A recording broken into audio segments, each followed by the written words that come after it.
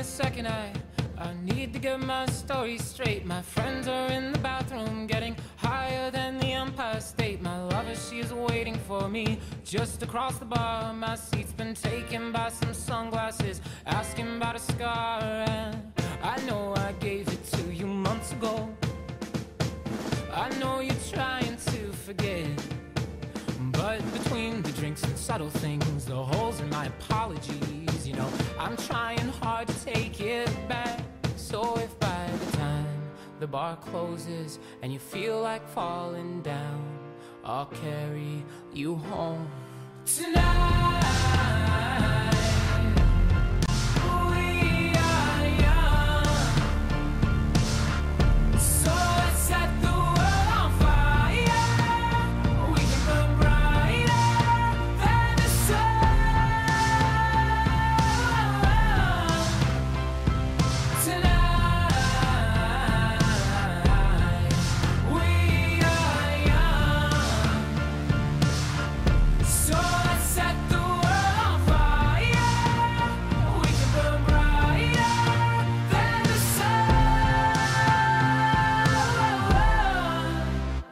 Now I know that I'm not all that you got. I guess that I just thought maybe we could find new ways to fall apart. But our friends are back, so let's raise it down. 'Cause I found someone to carry me home tonight. We are young, so let's set the world on fire. Wenn die Fans alle weggehen, können alle Hater gerne hersehen.